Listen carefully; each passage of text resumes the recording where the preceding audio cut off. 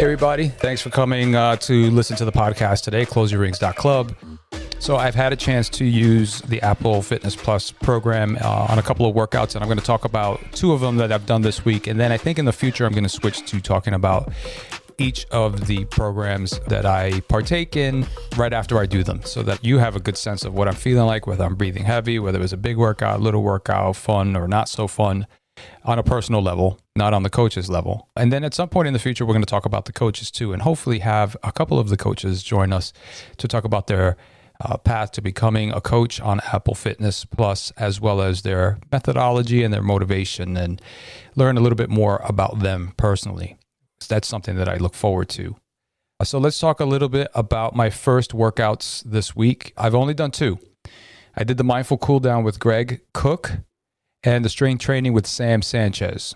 I wanted to start easy. I didn't want to pick some heavy duty workouts that would turn me off to working out. Pretty sedentary most of the time. I work from home and I sit in my desk most of the day doing Zoom calls. And so I think it was apropos for me to start with a stretch with Greg Cook. And then later that evening, just to get something in and try it out for the first time, I did the Sam Sanchez strength training. Waiting until the evening to do the workout really challenges one's willpower. After you've had a full day of work or homeschooling or whatever it is that you do during the day, trying to do something a little bit later at night is a little bit harder for, at least for me.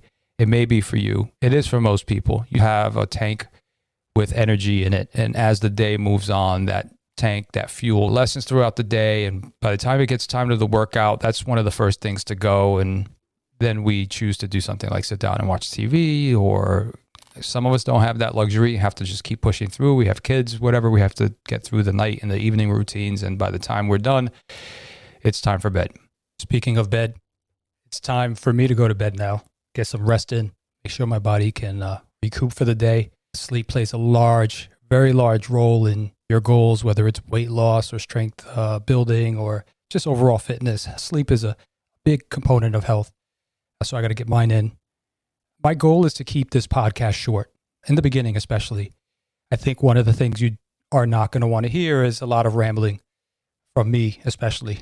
So as we move along and as I start to gather some interviews, it's the interviews that are going to take the bulk of the listening experience. Those are the ones that are going to drive a little bit longer. But as you hear from me on these workout reviews, I'm going to try to keep those short, because I'd rather have you spend a little bit of time listening to the podcast, maybe get a little bit of motivation going if you haven't done your workout yet.